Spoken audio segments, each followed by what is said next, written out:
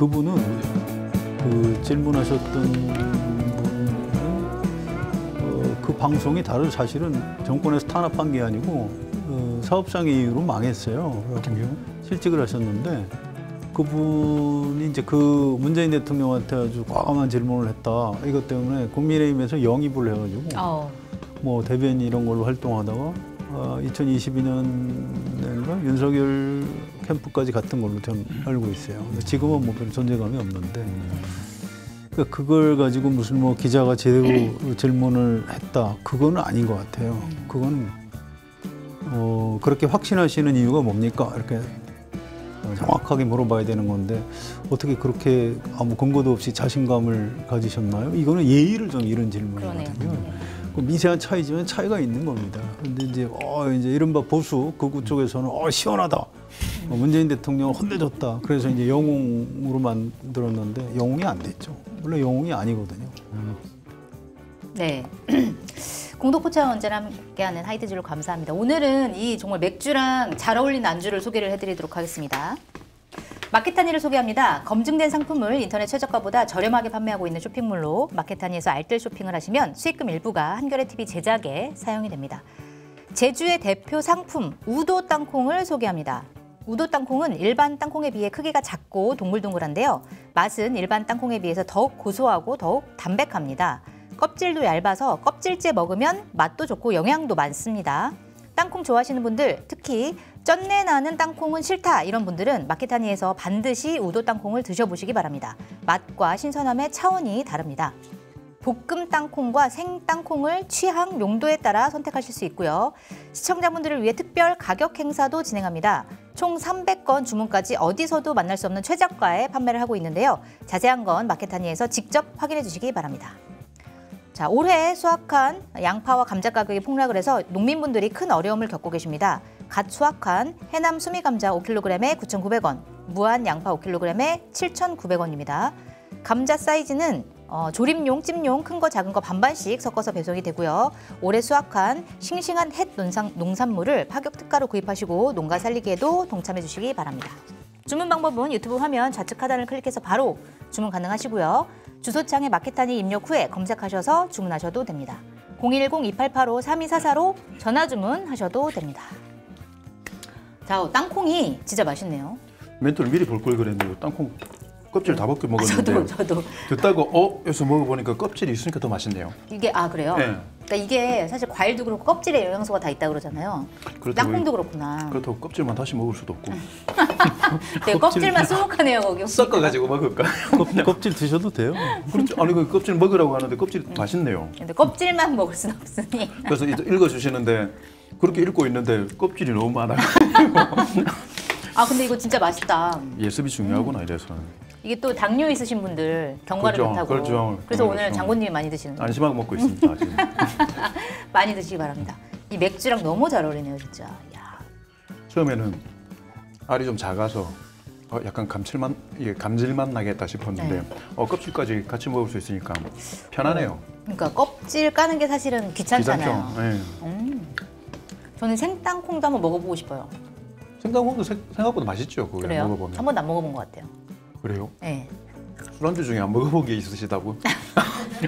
술안주는 보통 이렇게 볶음 땅콩으로 나오지 않나요?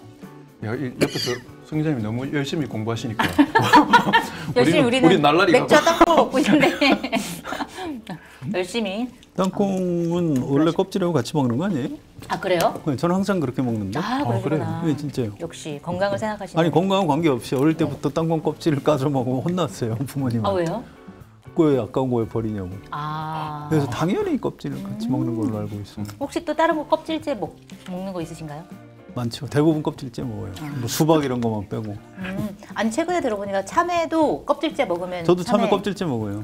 영양소가 있고 키위도 씻어가지고 그 털 부분 제거하고 껍질째 제거해. 먹으면 되게 좋다고 하더라고요. 그게 건강이 아니 되게 외계인 보듯이 되게 성의 없게 대답하시네요. 네. 아니 식습관이에요, 식습관. 근데 이제 이렇게 귀한 집 자제분은 그런 거 껍질 다 벗기고 먹고 그런 거. 아니 근데 저도 한번 먹어보려고요. 그래서 키위를 최근에. 제가 방송 출연 한 2번째 될 때까지는 귀한 집 자제분인 줄 알았는데 그다음에 식성이나 이런 게 그렇게 귀하게만 자라지는 않은 것 같아요. 귀하게 자라지 않았습니다. 네. 아 껍질. 아 참외도 껍질째. 아 그거 네. 약간 좀 더 아삭한 맛이 있기는 있겠구나 그게요. 좀 질길 것 같아요. 아니 그 별로 안 참외는. 질겨요. 아, 그래요? 잘 모르시는구나 진짜. 네. 별 차이가 없어요. 네. 한 번씩 이렇게 성 기자님하고 이렇게 연령 차이가 난다는 느낌들을 주는 것도 좋아요.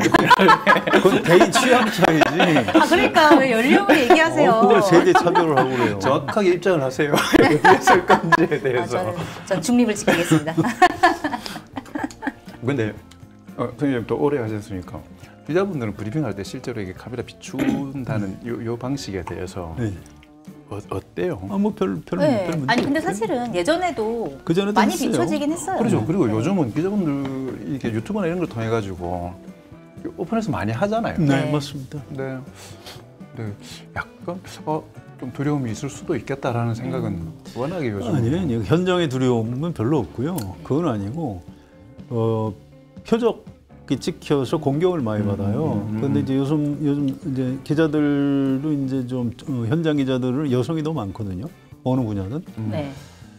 그런데 좀 일부지만 좀 여성 지지층 희롱을 중에 뭐 정적 희롱이 담긴 뭐 문자 폭탄이나 댓글 이런 걸로 공격을 해요. 그래서 이제 언론사에서도 그걸 법적으로 대응을 합니다. 그래서 대개 그 변호사들하고 계약을 맺어가지고 필요한 조치를 하죠. 네. 좀 심각해요, 그거는. 맞습니다. 그러니까 언론인들도 반쯤 공인이기 때문에 그걸 별로 억울해하지는 않아요. 그런데 이를테면 연예인들 뭐 댓글 막 비판받고 하면은 막 극단적 선택하고 그러시는 네. 걸 보고 아니 그걸 왜 봐 그러잖아요. 근데 그걸 안 볼 수가 없는 거예요.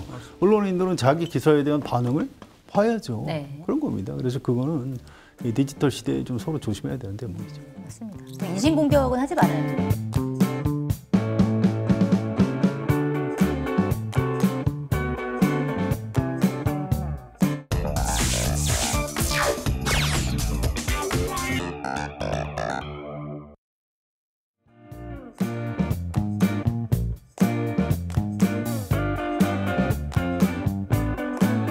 네, 송채경화의 공덕포차 시작하겠습니다. 안녕하세요. 저는 한겨레 송채경화 기자고요. 오늘 수요일 공덕포차를 책임지고 계신 두 분 소개하겠습니다. 먼저 성한용 한겨레 정치부 선임 기자 나오셨습니다. 네, 안녕하십니까. 오늘은 외워서 얘기하겠습니다. 우리 장군님, 장영철 한국사회여론연구소 예. 부소장님 나와 계십니다. 안녕하십니까. 반갑습니다. 자, 오늘은 검찰개혁 얘기부터 시작을 해보도록 하겠습니다. 일단 뭐 정부 이재명 대통령의 인사가 대충 이제 마무리가 되어가는 단계인데 검찰 개혁을 담당할 주요 보직에 이제 법무부 장관의 정성호 민주당 의원이 후보자로 지명이 됐고 그 다음에 민정수석으로는 봉욱 변호사가 임명이 됐습니다. 이런 가운데 심우정 검찰총장이 어제 사의를 표명을 했어요. 그러면서 어제 입장문을 이렇게 밝혔습니다. 형사사법제도는 국민 전체의 생명, 신체, 재산 등 기본권과 직결된 문제다. 시한과 결론을 정해놓고 추진하면 예상치 못한 많은 부작용이 생길 수 있다. 그러니까 이재명 정부에서 추진하고 있는 검찰개혁 방안에 대해서 우려를 표명한 것 같고 그 다음에 오늘 또 퇴임사에서 비슷한 얘기를 했습니다. 검찰의 공과나 역할에 비판이 있을 수 있지만 잘못된 부분을 고치는 것을 넘어서 국민의 기본권 보호를 위한 필수적이고 정상적인 역할까지 폐지하는 것은 국민과 국가를 위해 옳은 길이 아니다. 이렇게 얘기를 했습니다. 자, 심우정 검찰총장의 사퇴의 변 어떻게 보셨는지 궁금하고 왜 하필이면 지금 이 시점에 그만뒀을까 그것도 좀 궁금하거든요. 어떻게 보세요? 그러니까 검찰총장 임기가 원래 2년이죠. 2년 동안 버틴다. 자기 임기 끝나기 전에 검찰이 수사권, 기소권 최소 분리는 될 것 같잖아요. 네. 근데 그 순간에 검찰총장을 하고 있었다. 그럼 이분은 이제 검찰 선배들이나 후배들한테 죽을 때까지 욕먹는 겁니다. 야, 너 총장 때 수사권 뺏겼잖아. 이렇게 될 거 아니에요. 네. 그거 견딜 수가 없는 거예요. 도망간 거죠. 뭐. 도망이다. 이분이 또 한 얘기 중에 이런 게 있어요. 우리 송채 기자 소개해 주신 거 말고 네. 형사사법 시스템은 국가 100년 대계로 설계해야 한다. 네. 이거 어떻게 해석하세요? 항상 100년 대계 얘기하는 사람들은 하지 말자는 얘기입니다. 보통 우리가 교육개혁 뭐 얘기할 때 교육 시스템은 100년 대계로만 가야 된다 이렇게 얘기하는 말은 맞죠. 네. 그럼 100년을 내다보고 설계해야 된다. 설계가 돼요? 100년 뒤에 이 시스템이 어떻게 작동할지 지금 설계도면 그릴 수 있어요? 그러네. 이렇게 세상이 빠르게 변하고 있는데. 말이 안 되는 겁니다. 하지 말자는 얘기예요. 쉽게 말을 이리저리 돌려서 국민 기본권 핑계로 검찰 개혁하지 말자. 지금 검찰이 좀 잘못한 것도 있지만 검찰의 가장 그 중요한 임무인 국민의 기본권을 지키는 일을 계속하게 해달라 이 얘기인데 네. 그동안 국민의 기본권을 무너뜨린 게 검찰인데 그걸 지키게 해달라. 지금 이 사람도 그동안 자기들이 잘했다는 건가? 뭐 이런 생각밖에 안 들어요. 네. 말이 안 되는 얘기라고 보시면 돼요. 말이 안 되는 얘기다. 그리고 검찰 개혁을 하는 그 시점에 자기가 검찰총장으로 있을 수가 없다. 도망갔다. 도망간 이런 거예요. 말씀이세요? 네. 저도 기본권 보호, 네. 정상적인 역할, 옳은 길, 이 좀 몇 가지 말씀을 삐 해가지고 못 쓰게 하는 걸 좀 했으면 좋겠어요. 이렇게. 당신은 이 말을 못 씁니다. 윤석열 이렇게. 전 대통령부터 시작해서 이게 차마 해서는 안 될 말들이 있거든요. 네. 어떻게 그 사람들 입에 기본권 보호라는 걸 입에 담을 수 있겠습니까? 그것 때문에 얼마나 많은 국민들이 기본권을 그 침해당했는데, 그러니까 그런 내용이 있어가지고는 뭐 어차피 자기 확신이기도 하고, 그 다음에 자기 정당화를 하지 않으면 다음 스텝으로 가기가 어렵다는 거 때문이기도 할 것 같고, 네. 메시지에서는 그런 부분을 느꼈고요. 근데 지금 왜 하느냐 하면 아까 말씀하셨던 것처럼 검찰 개혁을 해야 될 주요한 인사가 어느 정도 확정이 돼 있는 상황이기 때문에 네.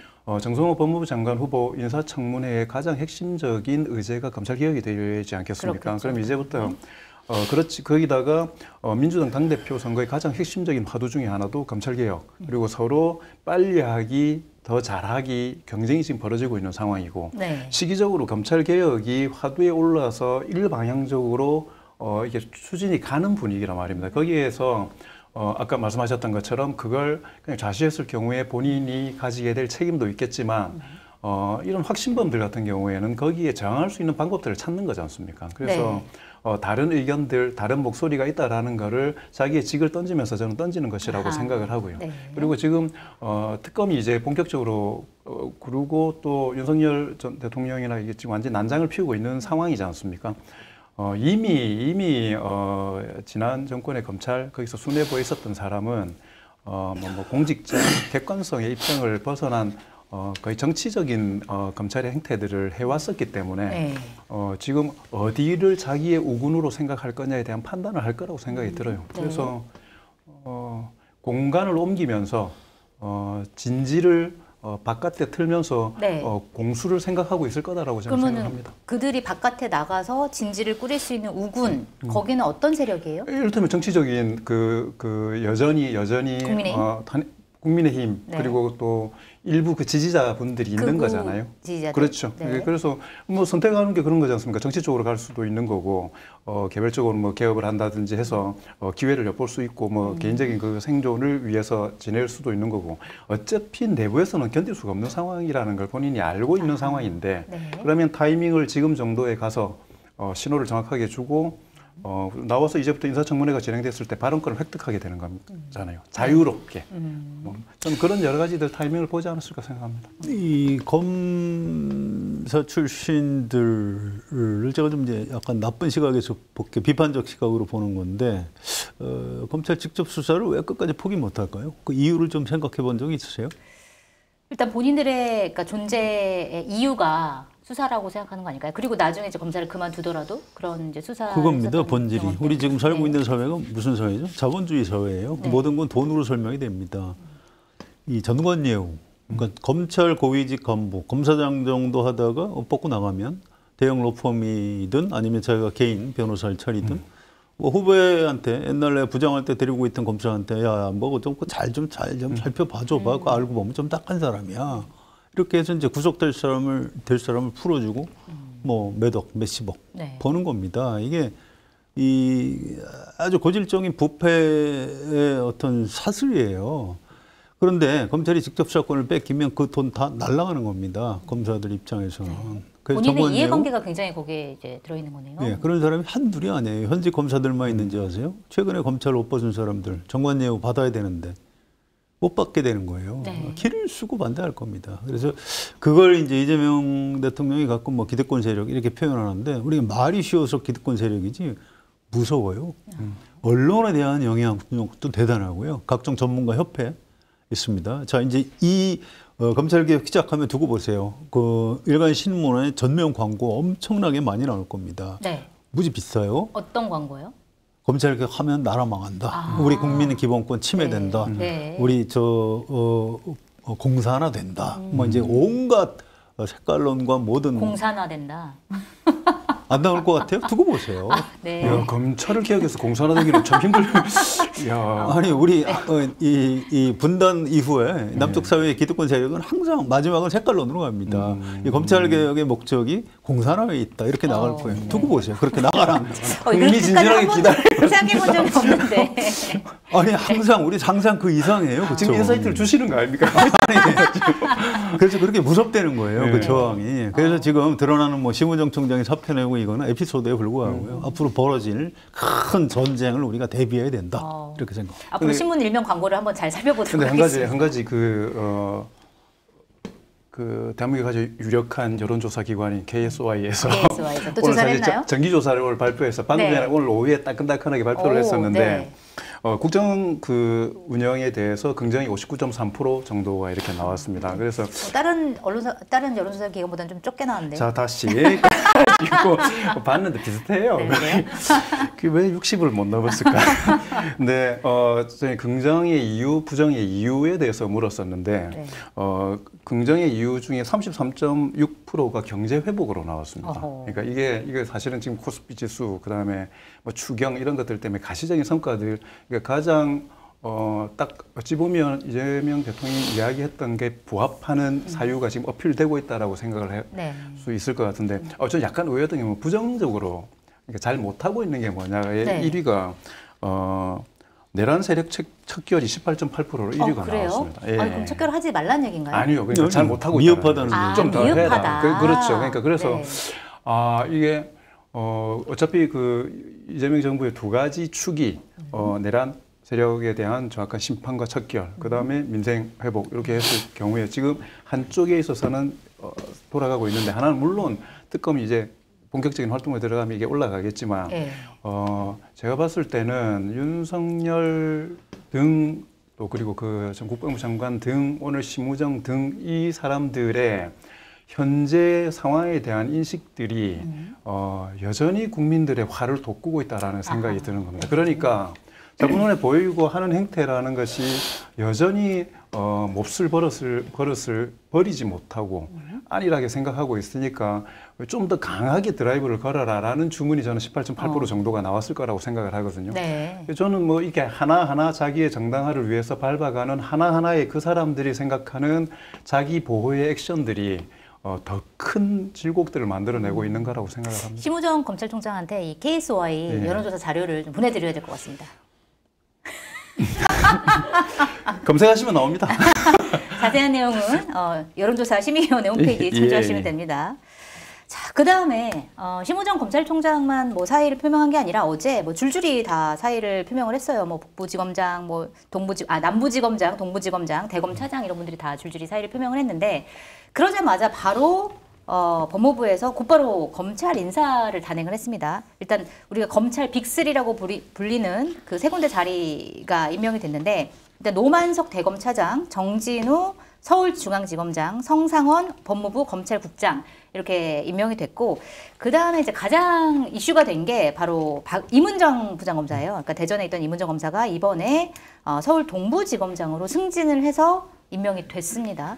자, 이거는 좀 조국 혁신당에서는 그런데 굉장히 이제 이번 검찰 인사에 대해서 우려를 표명하기도 해요. 그러니까 친윤 검사들, 그 다음에 실제로 기존에 뭐 예를 들어서 김학의 사건 같은 경우에 김학의 이제 출국금지 사건에서 굉장히 이제 어떤 안 좋은 역할을 했었던 검사들이 승진하고 뭐 영전하고 이런 것들은 좀 말이 안 되지 않냐, 이런 이제 우려를 표명하기도 하는데, 이 검찰 인사에 대해서는 좀 어떻게 평가하고 계세요?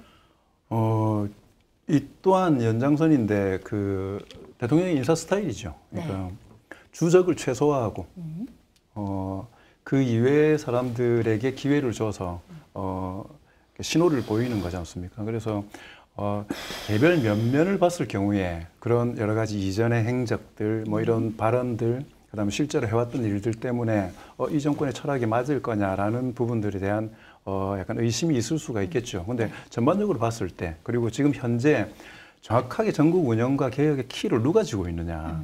지지율 이런 거하고 어차피 연결될 수밖에 없는 상황이거든요. 네. 지금은 어쨌든 이 전체의 상황을 대통령이 컨트롤할 수 있는 상황이기 때문에 거기에서 본인이 잘하는 인사의 방식으로 좀 배치를 해 나가는 거라는 생각이 들고 거기에 저번에 말씀드렸던 것처럼 인사만큼 상징적인 정치가 어디 있습니까? 예. 그렇게 기회를 준다라는 것과 임은정 검사와 같이 그러니까 이 철학을 보여주는 코드를 네. 맞추는 인사를 같이 이렇게 배치해가지고 균형을 좀 맞추면서 가고 있는 거라고 저는 생각을 합니다. 그러니까 실력파 인사들을 네. 기용을 하고 그 다음에 자기 철학에 맞는 사람도 같이 쓰면서 이렇게 그렇게 종합적으로 하면 간다. 임은정 검사님이 실력이 없다는 걸로 이야기할 수 있기 때문에 전 정권에서 인정받았지만 네.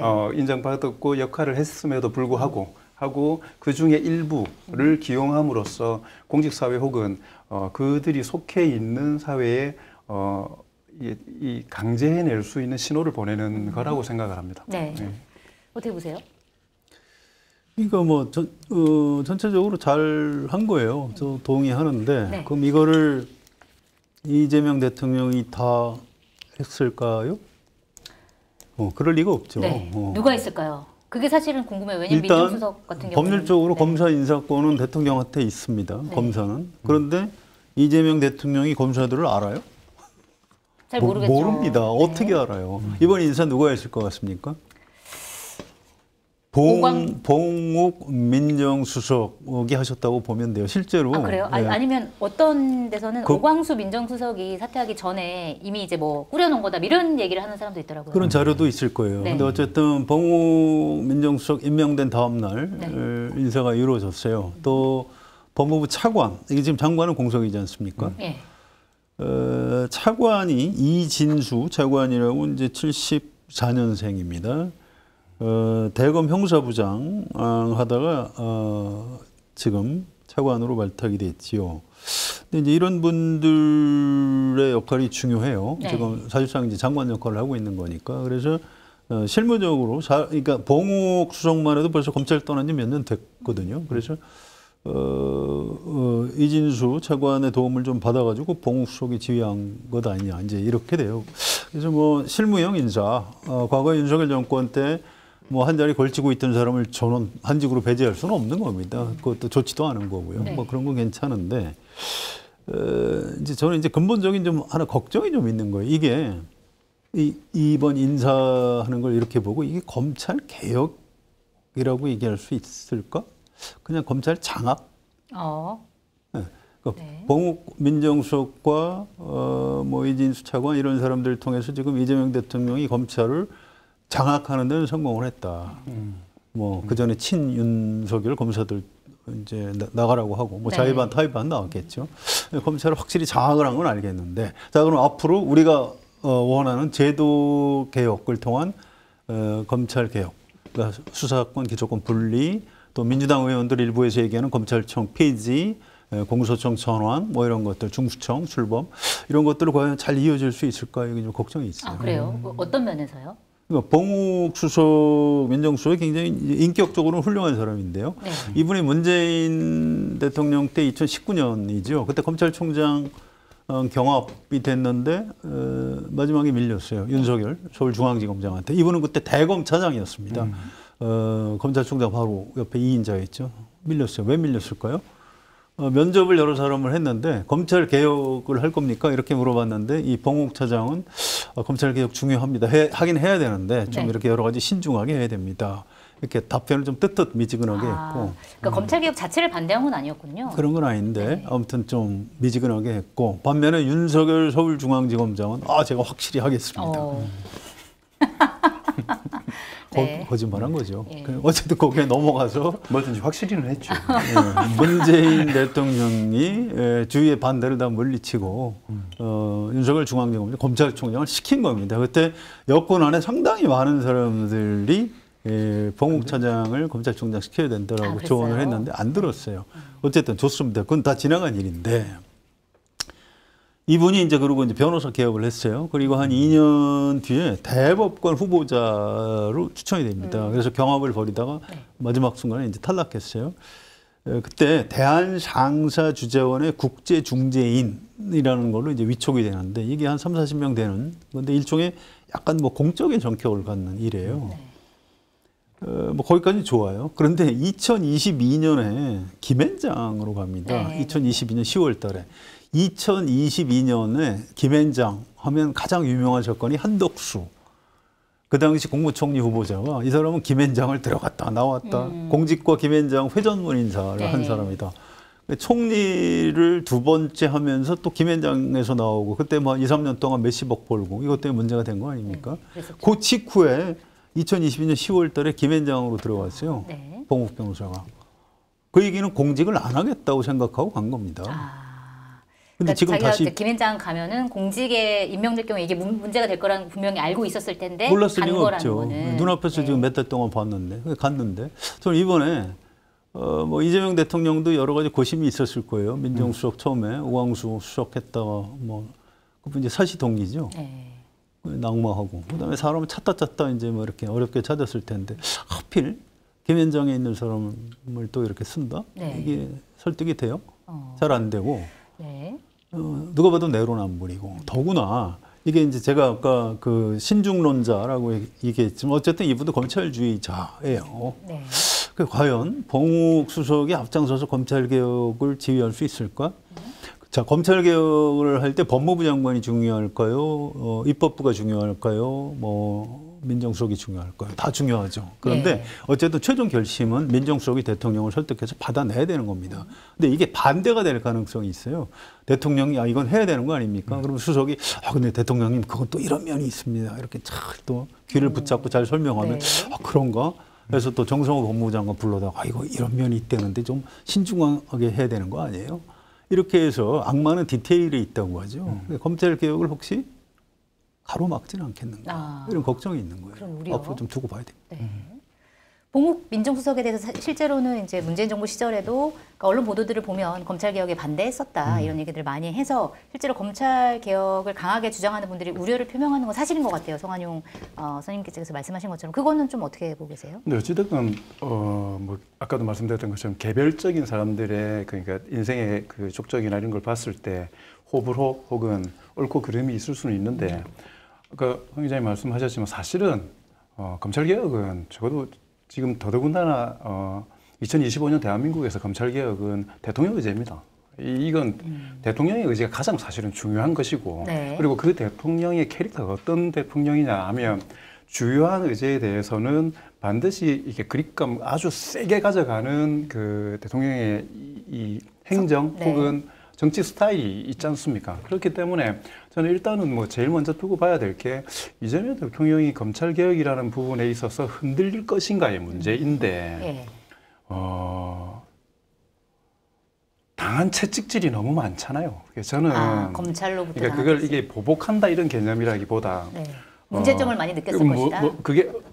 그게 사람들에게 어떻게 작동하는 것인지에 대해서 대한민국에 있는 현재 정치인 중에 가장 뼈저리게 느끼고 있는 그 당사자이기도 하기 때문에 네.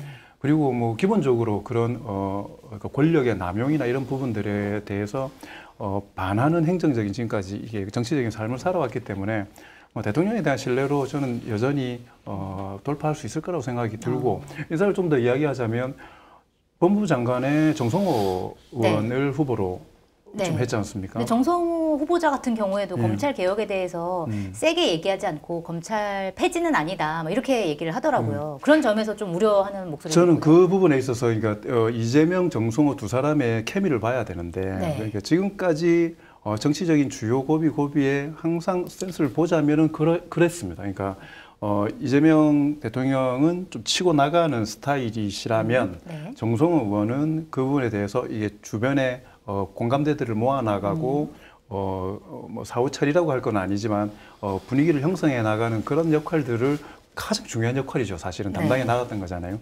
예를 들면은 깃발을 들고 가자고 하는 사람하고 그 깃발 쪽으로 사람을 모아오는 사람의 스탠스는 다른 거예요. 네. 그렇다고 해서 깃발에 대한 부정이 있는 게 아니기 때문에 무엇보다도 저는 법무부 장관 지금 내가 인선됐던 모든 사람들 중에 가장 힘 있는 사람이 누구일 것 같습니까? 사람들이 보기에. 정성호 의원이 가장 사실 입각했던 지금 그래요? 현재 후보자 중에 대통령과의 관계로 따지자면 총리보다 더 힘이 셀 수 있다. 역사가 더 오래된 그 네. 관계들이 있고 그리고 서로에 대한 이해도는 이게 훨씬 높다라고 생각하기 때문에 저는 대통령은 치고 나가고 법무부 장관이 그 부분에 대해서 현실적으로 반영시키는 역할들을 하실 거라고 생각합니다. 뭐 너무 긍정적으로 보는 것일지 모르겠지만 네. 인사가 개별적으로 가는 게 아니고 전체적인 분위기와 기조로 흐트러짐이 없게 만들어 나가는 이게 중요한 거지. 개별 인사의 차이는 나중에 복구하면 되는 거라고 저는 생각을 합니다. 결국 이재명 대통령의 리더십으로 예. 뭐 민정수석이 어떤 성향이든 법무부 장관이 어떤 역할을 하든 그걸 좀 끌고 갈 수 갈수 있다. 있다. 예. 이렇게 보시는 근데 거군요. 그거 좀 위험해요. 그러니까 그게 역대 정권에서 검찰 개혁 의지를 굉장히 강하게 가졌던 대통령이 김대중 대통령이에요. 예. 검찰이 바로 서야 나라가 바로 선다. 뭐 이런 거 만들고. 그때 검찰 개혁 됐어요? 안 됐습니다. 그렇죠. 네. 노벨 평화상까지 받고 역대 가장 뛰어난 대통령이라고 평가받은 DJ도 못했고. 네. 자, 노무현 대통령은 검찰 개혁을 왜 못했죠? 그분이 뭐 조금 뭐가 좀 부족하신 분인가요? 근데 검사와의 대화도 하고 뭐 여러 가지 있었어요. 했는데 뭐 네. 판사 출신 장관도 보내고 근데 못했죠. 그다음에 문재인 대통령 결과적으로 실패했잖아요. 자, 이재명 대통령이 혹시라도 뭐 역대 대통령도 그분들은 좀 순진해서 실패했지. 난 이재명이야. 지금 혹시 이렇게 생각하시는 거 아니에요? 그 생각을 좀 반영하고 계신 것 같네요. 아니, 저는 그러니까 그 대단한 대통령님들과의 차이는 뭐냐면 비상계엄 선언하고 나라 말아먹은 검사 출신 대통령이 전임자가 아니었습니다. 그분들은. 이게요. 저는 그게 역사가 다르다. 저는 그게 가장 큰 서 있는 동기, 발판이다. 가장 큰 동기입니다. 사람마다 다르기 때문에 다를 수는 있어요. 그런데 앞으로 몇 달만 지나면은 법무장관보다 총리보다 민정수석이 훨씬 셀 겁니다. 권력 그래요? 오, 대통령하고의 민정수석이 거리가 세대. 가까울수록 눈과 귀를 붙잡게 돼 있어요. 특히 민정수석은 전통적으로 대통령의 눈과 귀라고 해요. 우린 자꾸 뭐 법률적인 것만 생각하는 건데 그렇지 않습니다. 민정이라는 것 자체가 굉장히 오래된 참모예요. 민정 참모가 굉장히 중요한 거. 옛날에 임금님 시절에 이렇게 민정 시찰을 직접 다니면서 여론을 청취하고 그 대통령의 눈과 귀 역할을 한 게 민정수석입니다. 네. 그래서 자기가 가장 믿는 사람을 사실은 민정수석을 시켜요.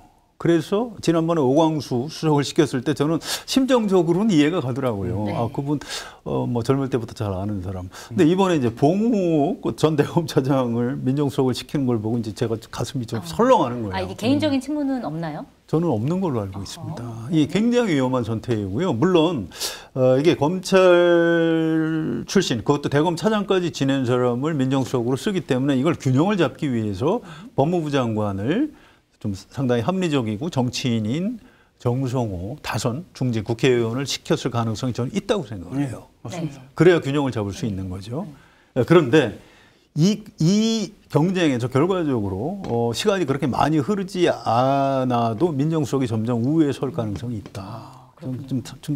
좀 굉장히 좀 걱정스럽고 최고의 위험한 권력자는 위험한 법무부 상황일 장관이 수 아니라 있다, 민정수석이라고. 아니 한번 보시죠. 그러니까 최고의 권력은 현실적으로 보면은 어쩔 수 없이 대통령과의 관계의 문제에서 나옵니다. 네. 지금까지 역대 민정수석이라는 자리 자체가 말씀하셨던 것처럼 그렇게 강력하지만 예를 들어서 노무현 대통령 때의 민정수석 문재인, 네. 노무현 대통령 때의 이호철, 문재인 대통령 때의 조국이라는 개념 그리고 무게감, 관점하고 이재명과 저는 그러니까 이게 직책이 같고 역할이 같다고 해서 그만큼의 영향력을 만약 가져갈 거냐. 게다가 저는 정성호 의원님이 처음부터 입각을 하실 생각은 없으셨을 것 같아요. 그러니까 뭐 저도 자세히 많이 친하진 않지만 잘 아는 분이고, 근데 이게 어쨌든 막판에 좀 이렇게 결단을 한 거라고 생각하거든요. 그렇군요. 그게 맞겠죠, 뭐. 저는 그렇게 생각합니다. 아니면 문자 오겠죠, 아니면.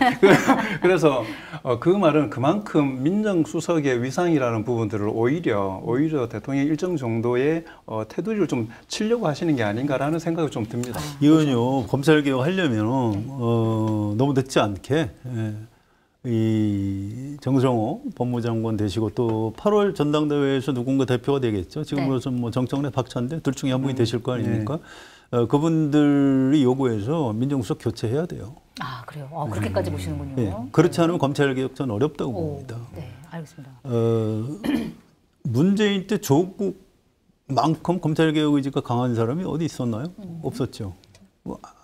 안 된 겁니다. 네. 그렇게 어려운 거예요. 이건 엄청난 기득권 세력과 집단과의 대결이에요. 이게 결코 간단한 싸움 아니고요. 이건 이재명 대통령 개인기 리더십만에 의존해서는 저는 이 전쟁에서 질 가능성이 있다고 봐요. 네. 이건 굉장히 위중한 상황입니다.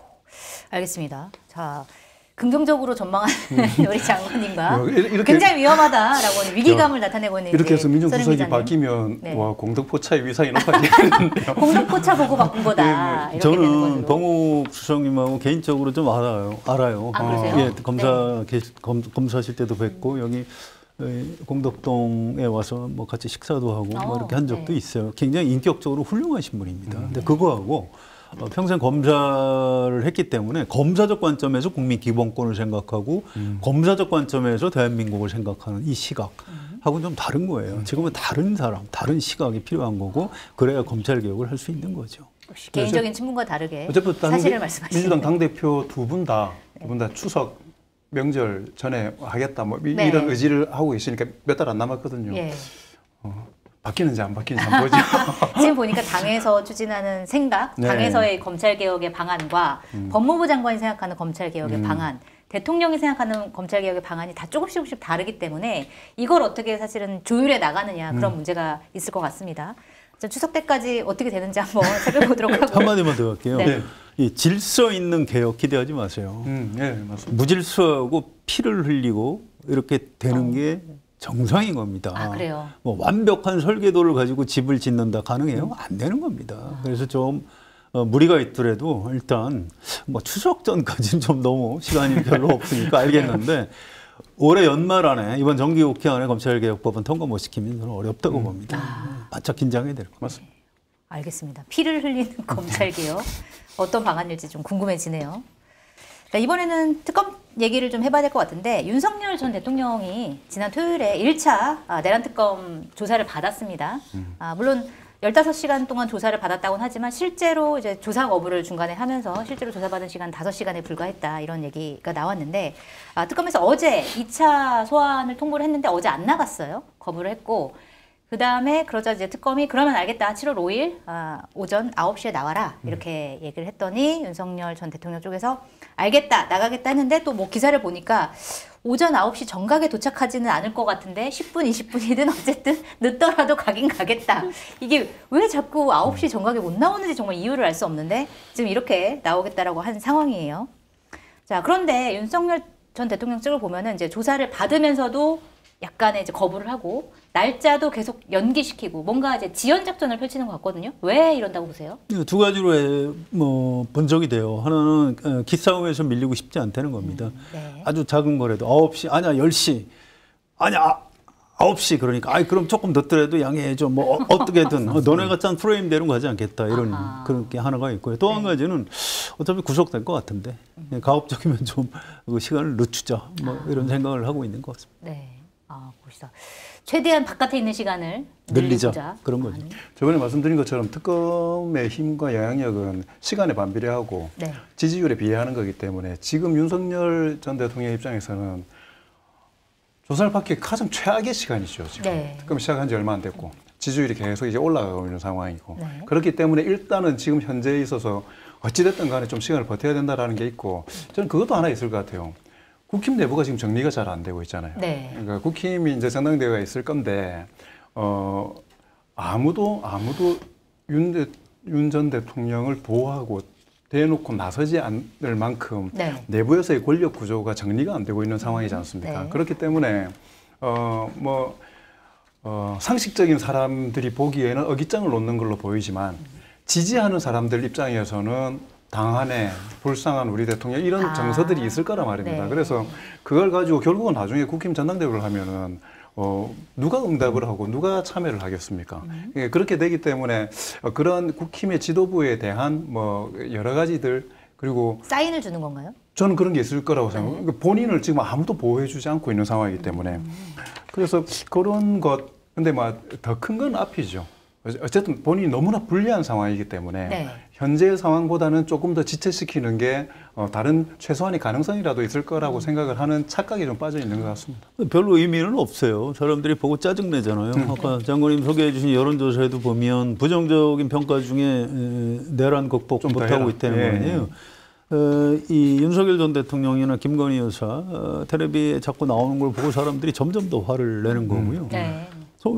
처음에 내란죄 수사는 경찰만 할 수 있다 그러다가 또 조사받다가 경찰한테는 조사 못 받겠다. 네. 뭐 그러질 않나. 이게 말이 안 되는 거지 않습니까? 뭐 시간 가지고 다투고. 지금 이 순간에도 이재명 대통령을 도와주고 있는 것 같아요. 영원한 이재명 대통령의 수호천사. 네, 수호천사.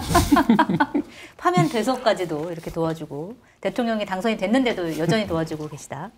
알겠습니다. 그리고 사실 내란 특검에서 내란만 수사하는 게 아니라 외환죄도 같이 지금 살펴보고 있습니다. 그래서 2차 소환조사에서는 외환 의혹을 집중해서 추궁할 것이다 이런 전망들이 언론에서 나오고 있는데 지금 언론 보도들이 외환과 관련해가지고 굉장히 쏟아져 나오고 있어요. 몇 가지만 제가 좀 소개를 해드릴게요.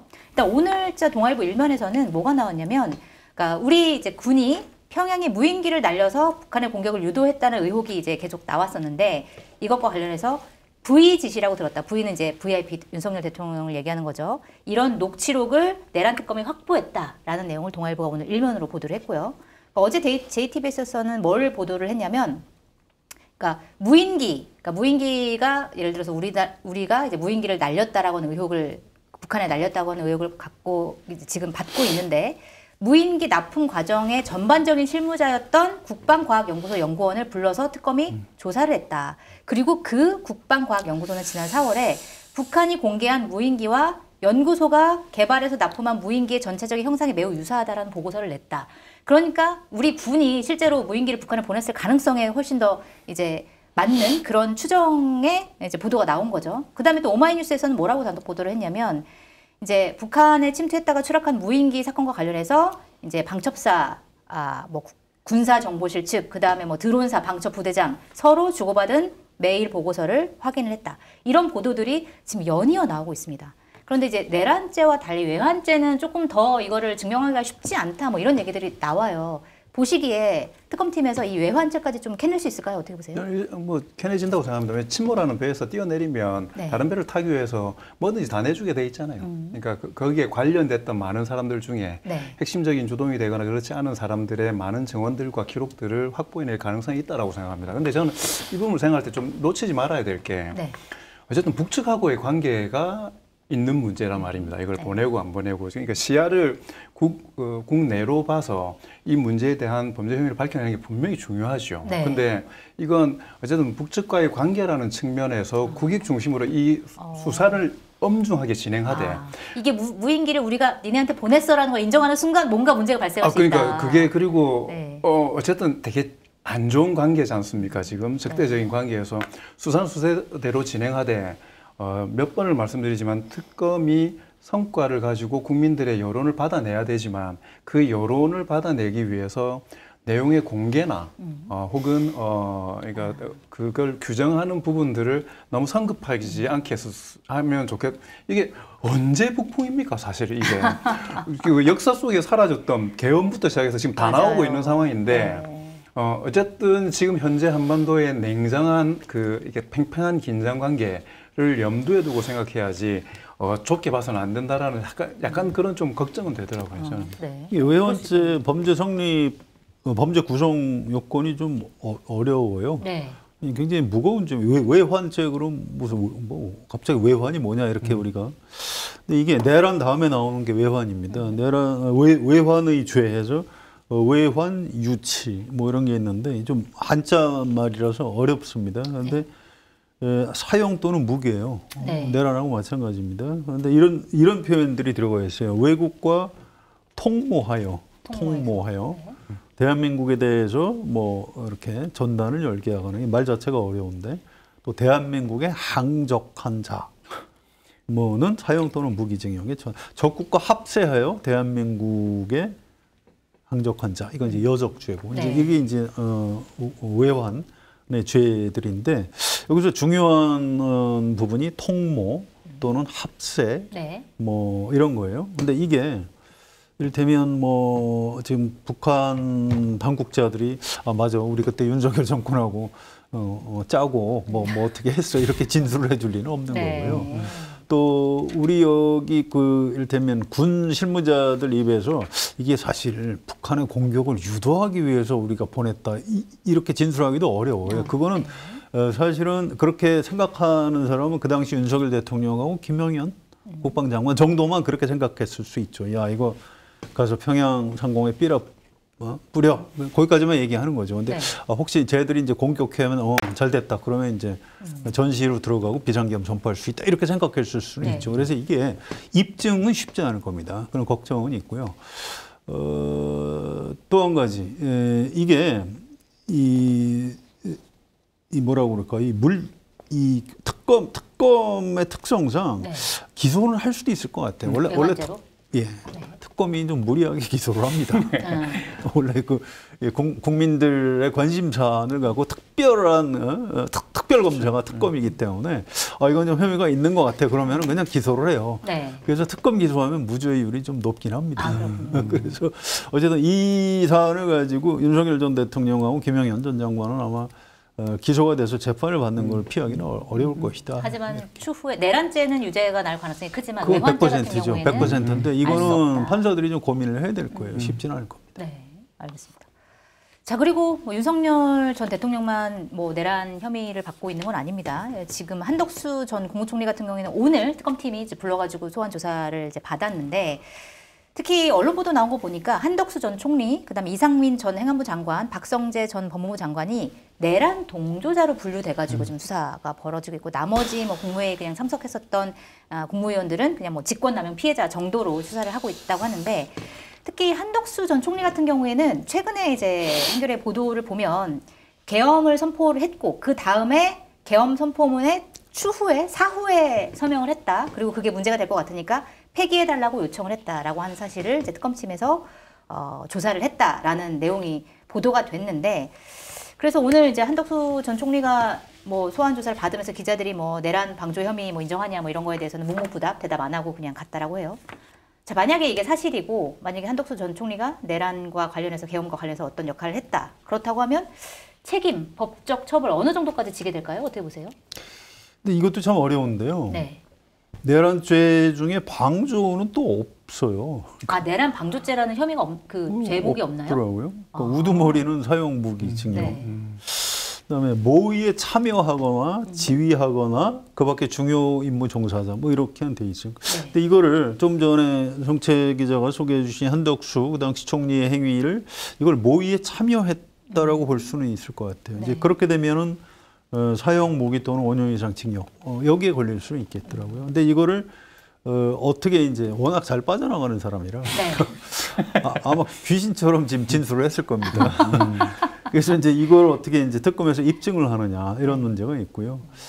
미수범은 내란 미수범은 처벌하게 돼 있고 다른 뭐 예비, 음모, 선동, 선전 다 처벌할 수 있게 돼 있는데 따로 네. 무슨 방조 이런 건 또 없어요. 그래서 그렇군요. 이게 결국은 이제 모의에 참여 지휘는 안 했으니까 모의에 참여한 걸 가지고 걸 수는 있겠다 싶습니다. 이거는 한덕수 총리가 아까 말씀드렸듯이 특검의 법칙, 물특검은 없다. 나중에 무죄가 날 값에 일단 기소한다. 이 법칙에 따라 기소는 된다. 한덕수 전 총리가 아마 기소를 피하기는 어려울 것이다. 이렇게 전망합니다. 송 기자님이 지난 그 대선 때 계속 그 이야기 했지 않습니까? 주위의 모든 사람들이 한덕수 총리가 출마를 강행할 이유에 대해서 못 찾고 있는데 분명히 뭔가 발목 잡힌 게 있을 것이다. 빼도 박도 못한. 이건가요? 저는 이 서명이구나. 이 서명이 그냥 노예 서명일 뿐 아니라 출마에 대한 약속의 서명이 돼버렸구나. 그래서 그래서 이 사람은 그 말도 안 되는 과정을 그러니까 뭐 정상적인 국민도 그렇지만은 공직 사회에서 평생을 가져왔던 사람이 상상할 수 없는 과정들을 그냥 맞부딪히면서 갔던 거지 않습니까? 될 거라는 희망을 알고 지금 보니까 안 되는 걸 알았어도 이 사람은 갈 수밖에 없었겠구나. 쥐고 흔들었을 거니까 뭐 말씀하셨던 것처럼 어떤 정도의 처벌을 받을지에 대해서는 뭐 특검의 결과를 지켜봐야 되겠지만 이미 지난번 한번 국민들에게 심판을 세게 받은 거고 이제 남은 인생에 대해서 이제 그나마 그래도 계엄에는 관여 안 했겠지라는 마지막 까지 이제 다 무너지게 됨으로써 인생 전체를 부정당하게 되는 개인적으로는 되게 안타까운 상황이 될 것 같은데 네. 뭐 명징하게 책임을 져야 되고 처벌을 받아야 될 거라고 생각합니다. 안타까우실 건 없고요. 아니 근데 여기서 나오는 이거 보면은 자기가 서명을 한 다음에 또 뒤에 문제가 될 것 같으니까 아예 서명은 했는데 좀 폐기 좀 해주시면 안 되나요? 약간 그러니까 그 이게 잘 미끄러지는 본인의 사람이 성격을 약간 그러니까 거기 드러나요. 잘 그게. 빠져나오는 기름 네. 뭐 장어 뭐 이런 표현을 쓰는데 너무 어이없는 윤석열이라는 사람을 만나니까 못 빠져나오는 것 같거든요. 그래서 모든 걸 상상을 뛰어넘는 사람이어서 그때 인질로 잡혔던 거죠. 네. 뭐 그런 측면이 있는데 어쨌든 책임 피할 수는 없고요. 이게 번지랑은 좀 관계 없는데 이 특검이 왜 이렇게 세게 수사를 하는지 저도 궁금해서 취재원들한테 좀 물어본 적이 있어요. 네. 특검을 했던 분한테도 물어보고 했는데 특검은 이름을 걸고 한답니다. 그래서 옛날에 그 삼성 특검을 조준웅 검사 출신 변호사가 있었고요. 네. 또 박근혜 특검은 박영수 특검. 우리가 맞아요. 뭐 박영수 특검 정도 기억을 하죠. 맞아요. 또 이제 드루킹 특검은 허익범이라고요. 이분 검사 출신 변호사인데 그건 좀 드루킹 드루킹이 특검이라고 워낙 많이 크니까. 썼던 것 같아요. 그렇습니다. 네. 근데 저는 이제 이분하고 허익범 특검이 그 특검 시절에 무슨 제가 인연이 있어서 한 대여섯 명 같이 강남에 식당에 가서 밥을 먹는데 이제 식당 입장에서 유명 인사가 온 거예요. 네.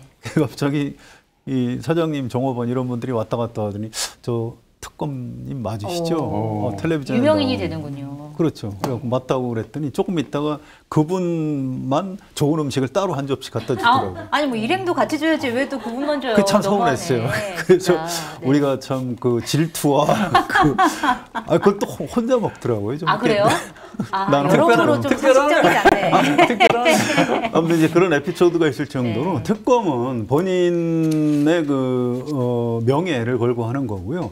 그리고 이제 수사 발표로 사실은 평가를 받습니다. 나중에 최종적으로 유죄를 받아내므로서 물론 그 최종적으로 점수를 받긴 하지만 나중에 설사 무죄가 나오더라도 이건 국민의 공분 이런 거를 고려해서 수사 결과 발표를 하고 그래요. 그래서 지금 우리가 보고 있는 여러 가지 장면, 이른바 형의 사실 중에 대부분 아마 기소는 될 것이다.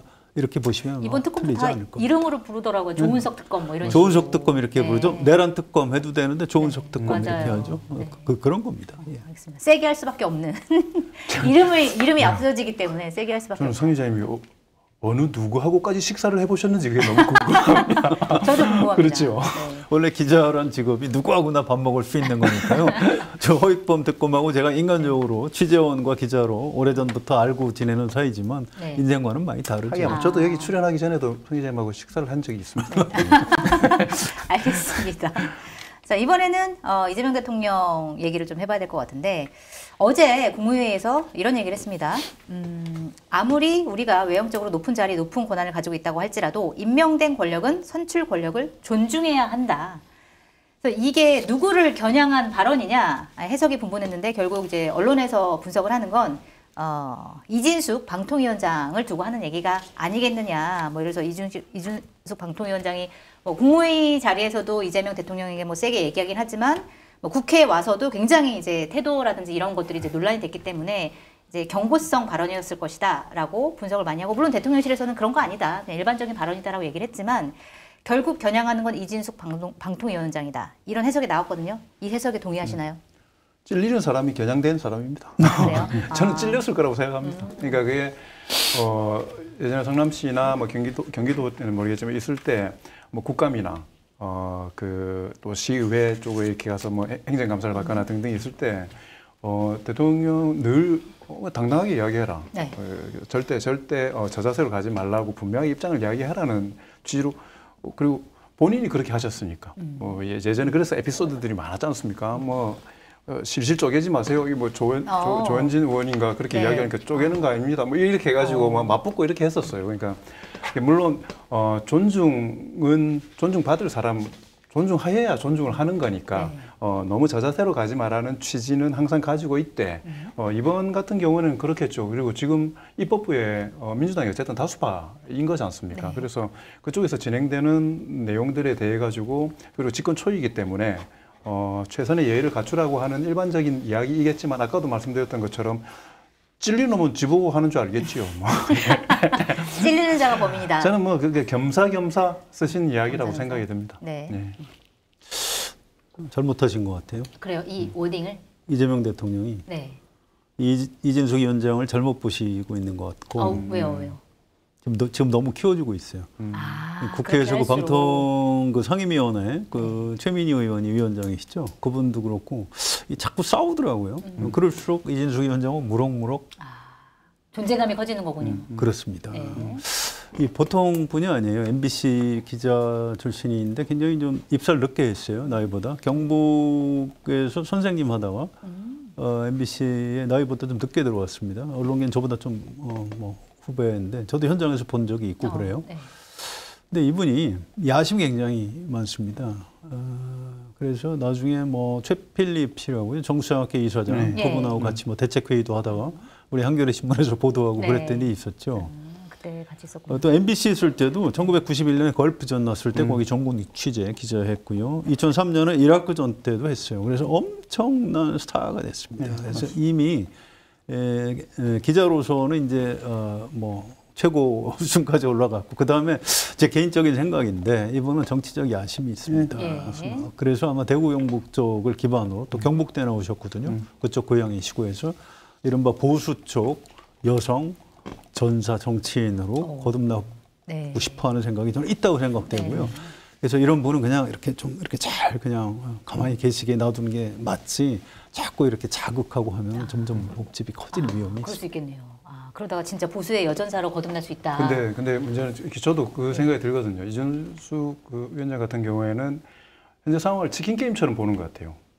이재명 대통령과 본인이 계속해서 누가 끝까지 버티느냐의 문제로 이렇게 생각하는 것 같은데 실제로 보면요 8톤 트럭하고 퀵보드하고 지금 나란히 그렇죠. 지금 달리고 있는 거거든요. 다르죠. 근데 이게 아까 이야기하셨던 것처럼 옆에서 해서 키워주는 것보다 더 불행한 건 뭐냐면 스스로 자기의 존재에 대해 가지고 현실적이지 않게 생각을 하는 거라고 생각합니다. 근데 성 기자님 말씀하셨던 것처럼 그럼에도 불구하고 제대로 잘 붙었을 때 자기의 정치적 자산들을 쌓아나가기 위한 의도적이거나 의도하지 않았어도 그렇게 될 수도 있는 거죠. 근데 지금 이준숙 위원장이 그렇게 보이느냐. 그러니까 보수적인 가치를 지키기 위해서 보수 진영을 대변하기 위해 제대로 딱 맞서는 사람으로 비추어지느냐. 저는 그냥 자기 이속 차리는 장사꾼 이미지가 더 크게 보인다라고 생각합니다. 물론 제가 비판적인 그 입장을 가지고 지지자들이 있게. 보기에는 되게 속 시원해 보일 수도 근데 있잖아요. 그게 예전에도 그렇고 뭐 신민교란위보다 그 최고위원을 했던 이전에 많은 정치를 도전하려고 했던 뭐 여성분이든 남성분이든 간에 자극적인 표현들로 이렇게 세게 붙었을 경우에 그렇게 성공 확률이 저는 높지 않다라고 생각을 하고요. 그리고 지금 누누이 말씀드리지만 내일이 취임 한 달 기자회견을 하는 날이지 않습니까? 이 정권 출범한 지 한 달 됐습니다. 그리고 60% 저희 거는 비록 59.3% 나왔지만 60%에 달하는 그리고 좀 이게 이 나라가 살아뛰는 것 같다, 정상이 된다라는 느낌들과 기대치들 있는 상황에서 무모한 도전을 저는 하고 있는 거라고 생각이 들고요.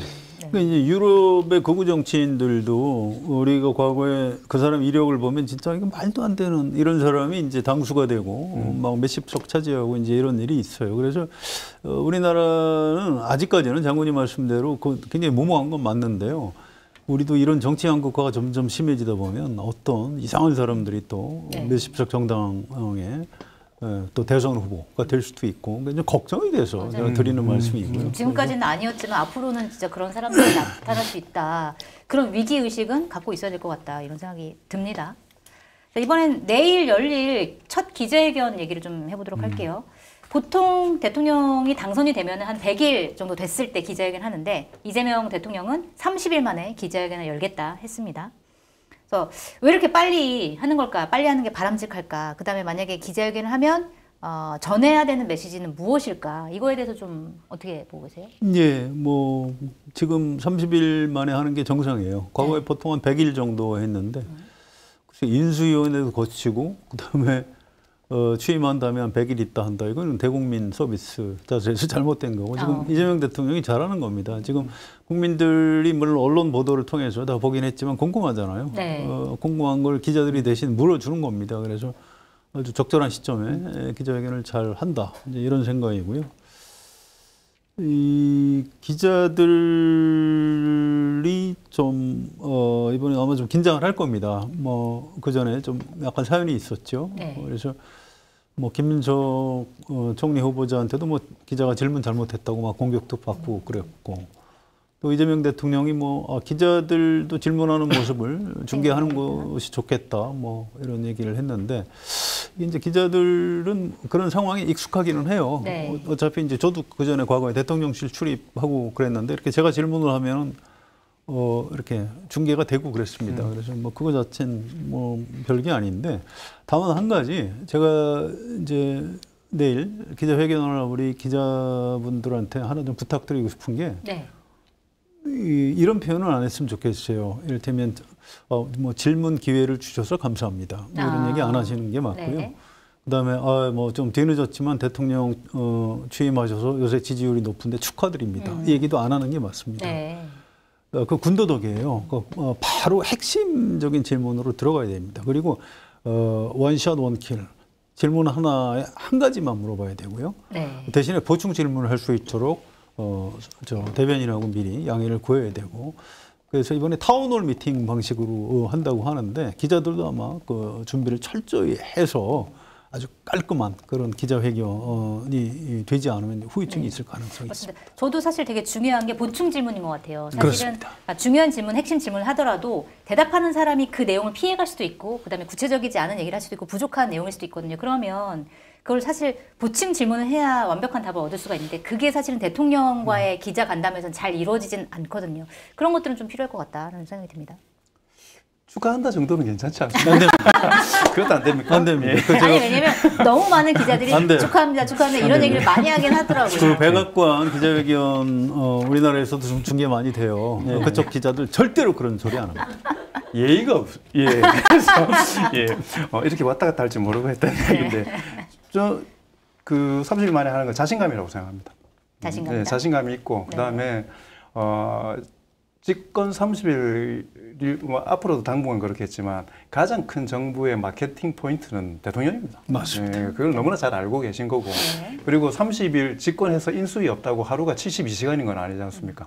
24시간 30일을 풀로 보기에 딱할 정도로 열심히 한다 하더라도 자기 분야에 관여되는 모든 일정들을 다 소화할 수 없기 때문에 궁금한 국민들의 그 분야에 대한 내용들이 있습니다. 그거를 30일 정도쯤에는 지금 아직까지는 일정 메시지로 소화가 안 됐지만 그 부분에 대해서 계획을 분명히 가지고 있다라는 걸 밝힐 수 있는 기회가 좀 여유 있고 계획적으로 국정을 운영할 수 있는 시간을 벌어줄 수도 있을 거고, 그런 측면. 그리고 개인 캐릭터가 워낙 인터뷰나 그런데 강한 분이기 때문에 뭐 그런 좀 자신 있는 모습들로 이렇게 하시는 것 같고요. 뭐 메시지 이야기를 하자면, 저는 다른 뭐 다 잘하시겠지만 저는 진짜 개헌 이야기를 좀 하셨으면 좋겠다라는 생각이 들고, 어느 기자분이든 간에 개헌에 대해서 좀 질문을 했으면 좋겠다라는 생각이. 예, 그래서 그러면 그걸 좀 적극적으로 했으면, 저는 개인적으로 6월 29일 6.29 때 6.29라는 상징적인 그 헌법과 관련됐던 계기가 있을 때 메시지를 좀 대통령이, 정부가 반드시 주도할 필요는 없습니다. 개헌이라는 걸. 이렇게 장을 열어주고 내 의지가 바뀌지 않았다라는 걸 가장 지금 힘이 실릴 때 힘 있는 리더십에서 그 엄표를 주시는 게 이게 돌아가는 동력이 되기 때문에. 맞아요. 지난번에 6.29 때 저는 얘기하면 좋겠다고 말씀하셨는데 대통령실이 하진 않았네요. 네, 그래서 이걸 굳이 안 하려고 하다가 제가 이야기를 대통령실은 뭐 직접 이야기한 건 아닙니다. 네, 약간 어쨌든 간에 상징적인 계기에서 메시지와 그 일정이 일치할 때 가장 좋은 효과를 내는 거니까, 의전팀이나 막 일정 짜시는 분들 그것 때문에 가장 힘들어 하시잖아요. 그래서 한 달 딱 됐다는 그 기간을 잡았던 거고, 그래서 뭐 다른 부분은 다 질문들이 많이 나올 건데, 개헌에 대한 다소 원론적이라 하더라도 그 부분에 대한 대통령의 로드맵을 좀 밝혀주셨으면 좋겠다, 이런 생각이 듭니다. 네, 알겠습니다. 사실 내일 기자회견은 굉장히 많은 분들이 지켜볼 것 같아요. 생방송으로. 저도 정말 궁금해가지고 한번 지켜보도록 하겠습니다. 자, 마지막 이슈 가기 전에 우리 안주를 소개를 하도록 하겠습니다. 검증된 상품을 인터넷 최저가보다 저렴하게 판매하고 있는 마켓타니 쇼핑몰에서 맛과 신선함의 차원이 다른 제주 우도 땅콩을 준비했습니다. 일반 땅콩에 비해 크기가 작고 동글동글하지만 맛은 더욱 고소하고 담백합니다. 껍질도 얇아 껍질째 먹으면 맛도 좋고 영양도 많습니다. 올해 수확한 양파와 감자도 파격특가로 준비를 했습니다. 해남 수미감자와 무한 양파인데요. 가격 폭락으로 어려운 농가 살리기에도 동참해 주시기 바랍니다. 주문 방법은 유튜브 화면 좌측 하단을 클릭하시거나 포털에서 마켓하니를 검색해 주문하시면 됩니다. 마지막 이슈는 국민의힘인데 국민의힘은 좀 어떻게 약간 답이 안 나오는 상황인 것 같긴 합니다.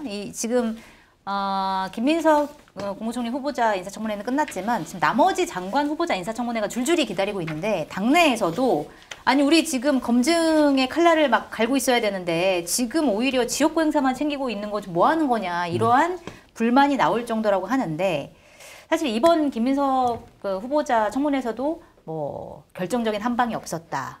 너무 못했다. 야당이 뭐 이런 평가를 많이 받았는데 야당이 이렇게 힘 빠진 이유는 뭘까요? 뭐 대선에서 그렇게 참패한 거하고 마찬가지 맥락이라고 봐야죠. 네. 왜 졌는지 아는 사람들이 꽤 있어요. 그러는데 그러면 진 원인을 제거하고 혁신을 해야 되는데 그럴 수 없죠. 혁신이 말만큼 쉽지 않은 겁니다. 혁신이 무슨 뜻인지는 아시죠? 이 가죽을 새로. 네.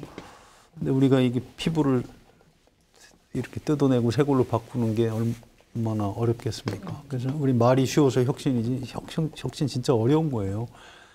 자기 희생이 있어야 됩니다. 최소한 이번 대선 참패에 책임을 지고 내가 의원직을 던지겠습니다. 이런 분들이 한 10명만 나왔다면 그건 혁신이라고 인정이 됩니다. 근데 누구 있었어요? 제 기억에 한 명도 없었고요. 뭐 없습니다. 그래서 쉽지 않다. 제가 그렇게 뭐 가혹하게 얘기하고 싶지는 않아요. 근데 어쨌든 안철수 의원을 혁신위원장으로 임명을 했더라고요. 네. 그래서 뭐 어떤 뭔가 그냥 있을 수는 없으니까 하는구나. 그래서 뭐 안철수 혁신위원장이 그거보다 더 심하게 어떻게 이야기하실 수 있습니까? 그런 거예요? 저는 이제 안철수 의원에 대한 그 어떤 기대치가 좀 낮기 때문에 그런 건데 네. 아무튼 지역구 의원입니다. 그러시군요. 근데 어쨌든 안철수 의원도 이제 정치를 한 지 굉장히 오래되죠. 한 15년 됐나요? 그래서 네. 뭔가를 좀 보여주셔야 돼요. 근데 이게 쉽지는 않을 겁니다. 제가 예상컨대 또 뭐 반정치주의적 처방, 뭐 불체포 특권 포기하겠다, 의원 정수 줄이자, 네. 뭐 세비 깎자 또 뭐 이런 정도 뭐 쓰잘데기 없는 걸 혁신 아니라고 내놓으시면 안 된다는 얘기를 제가 하고 싶고 할 거라는 게 아니라 그러면 안 된다. 안 된다. 내년 지방선거 때 현역 단체장 국민의힘 소속 전원 100% 물갈이 하겠습니다. 라든가 네. 아니면 3년 뒤지만 총선 때 3선 이상 국회의원을 전원 교체하겠습니다. 이런 정도 자기 희생, 그러니까 자기 포함해서 뭐 이런 정도가 돼야 뭐 좀 약간 감동이 있을까 말까. 근데 아무튼 좀 두고 봐야 될 것 같아요. 지금 뭐 제가 시작도 안 했는데 뭐 악당을 퍼붓는 건 아니고. 근데 안철수 의원 같은 경우에는 사실은 차기 당대표 후보군으로도 안 나가기로 했습니다. 안 나가는 걸로 안 나가는 걸 결정하고 전제로 혁신위원장한다. 혁신위원장을 맡은 겁니다. 아마 나가도 당선될 것 같지 않으니까 그냥. 되게 진지하게 말씀하시는데 빵빵 터지는 그러니까, 말씀들을 지금 그렇게 하고 있어요. 추정은 되는데. 지금 선 의장님 그 이야기보다 더 심한 건 욕밖에 없어요. 제가 안철수 의원을 그렇게 뭐 지금 비하하는 건 아니고요. 네. 좀 약간 차가운 현실적인 눈으로 보면 그렇다. 네. 민심이 이렇다 하는 걸 참고만 하시면 될 것 같아요. 알겠습니다. 자, 비하하면 큰일 나겠네. 국민의힘의 현 상황. 네. 저는 뭐 청문회 이야기를 하니까 기본적으로 네. 두려움과 무력감이 있는 거고요. 심판이 아직 끝나지 않았다라는 두려움이 있는 거고, 그 다음에 뭔가 바꾸기에는 너무 여력이나 기대가 없다라는 무력감이 있으면 그러면 어떻게 됩니까? 집으로 찾아들게 돼 있어요. 두렵고 힘 없으면 집으로 들어가는 거지 않습니까? 지역구에 가서. 그러니까 내년 지방선거도 안 될 것 같으니까 네. 기회를 보고 있다가 그 다음에 뺏지 다는 부분들이 더 중요해지겠죠. 뭐 그게 뭐 기본적인 건데, 게다가 예전만큼 청문회가 주목도가 사실 그렇게 높지 않아지는 부분들도 있는 것 같습니다. 아, 그런가요? 노무현 대통령 이러면은 청문회 스타. 그렇죠. 그러니까 네. 대중들에게 정치인들이 선수나 이런 것과 상관없이 노출될 수 있는 기회들이 딱 집중되는 기회들이 있잖아요. 근데 네. 요즘은 뭐 유튜브 채널이나 이런 예를 들어서 이렇게 노출의 기회들이 너무 많으니까. 네. 그러니까 청문회에서 그게 빵 터지는 게 아니라 미리 이제 그렇죠. 터져가지고. 제가 봤을 때는 청문회도 그냥 유튜브 채널 중에 하나인 것처럼. 그러니까 참여하시는 의원들도 노무현 대통령은 사실은 가치를 가지고 싸웠던 분이지 않습니까? 근데 요즘은 뭐 잘하시는 분도 물론 일부는 있지만 가치가 아니고 멘트를 만드는데 너무 집중하고 청문회나 이런 공적인 공간 상임위조차도 표현을 날카롭게 하거나 희화화시켜가지고 그게 2차, 3차 재생산되는 걸 염두에 두는 그런 느낌이 저는 개인적으로 좀 들기 때문에 네. 청문회를 통해 가지고 굳이 위험 부담을 가지면서 자기를 부각시킨다? 뭐 그런 이게 필요성도 사실은 좀 못 느끼는 것 같아요. 그렇군요. 근데 그럼에도 불구하고 무엇보다 더 큰 건 아까 이야기했던 것처럼 할 수 있는 말도 없고 네. 무슨 말을 하든 간에 지금 분위기를 역전시킬 수도 없을 것 같고 뭐 그런 무력감이 겁니다. 가장 크다. 저는 그게 아니었으면 진짜 가치나 예전 그런 것 같았으면 김윤석 총리 후보 같은 경우에도 그렇게 가는 거지 않습니까? 정책에 관련된 부분들이나 이런 걸 가지고 사실은 세게 들어갔었어야 되는데 네. 그냥 겉핥기 정도 하고 뭐 그렇게 끝난 것 같아서 안타깝더라고요. 근데요, 이게 이런 게 있죠. 우리가 진인사 대천명 이런 말이 있는데 국민의힘원들 중에 아니 내년 지방선거 때 되면 이재명 정부가 또 잘 못할 테니까 네. 우리한테 기회가 올 수 있다 이렇게 얘기를 해요. 근데 뭐 그건 뭐 알겠는데 정치라는 게 항상 손님 실수로 이기는 거니까. 그런데 진인사 한 다음에 대천명을 해야 되는 거예요. 근데 지금 진인사를 잘 안 해요. 이게 뭐 답이 멀리 있는 것도 아닌데 그 전에 지금 뭐 문제가 있는 걸로 드러났지만 이준석 대표를 과감하게 당 대표로 뽑았던 게 국민의힘의 당원들입니다. 또 지난 대선 때 한덕수, 김문수 후보 교체했을 때 이게 무슨 짓들이야 하고 바로 잡은 게 또 당원들이에요. 그래서 이번에 김용태 비대위원장 물러났죠. 이분이 이거 당원들한테 당원 투표를 한번 붙여봅시다라고 의제를 쭉 내놨는데 이거를 조원석 원내대표가 깔아먹게 못하게 했죠. 끝까지. 야, 이거 진짜 최소한 해야 되는 기본적인 거를 안 하는구나. 그래, 진인사 대천명이라는 말을 뻔히 알 텐데.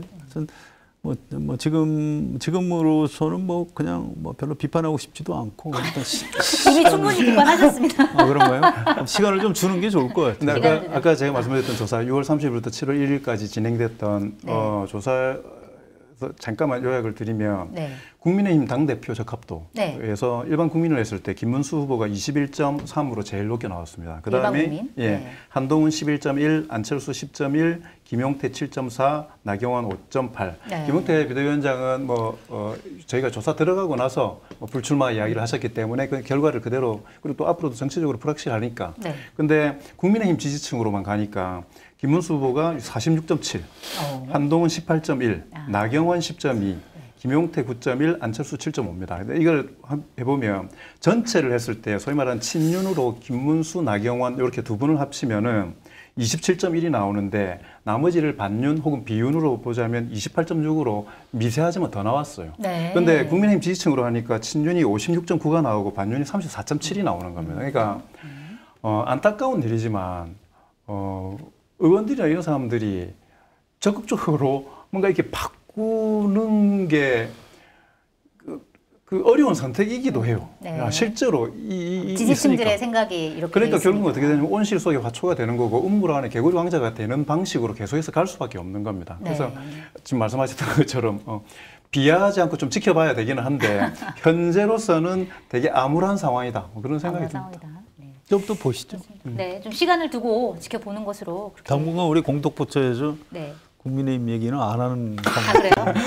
좀 재미가 없나요? 같은 얘기 맨날. 재미가 없다기보다 안타까워서요. 저는 성 기자님 국민의힘 이야기할 때 제일 재미있는. 제일 신나 보이십니다. 방금 말씀해 주신 여론조사 결과는 자세한 내용은 중앙선거 여론조사 심의위원회 홈페이지 참조하시면 되겠습니다. 자, 오늘 공덕포차 여기서 마무리를 하도록 하겠습니다. 저희 공덕포차 매주 화수목 밤 9시에 방송하는 거 아시죠? 저희는 내일 밤 9시에 다시 찾아뵙도록 하겠습니다. 감사합니다.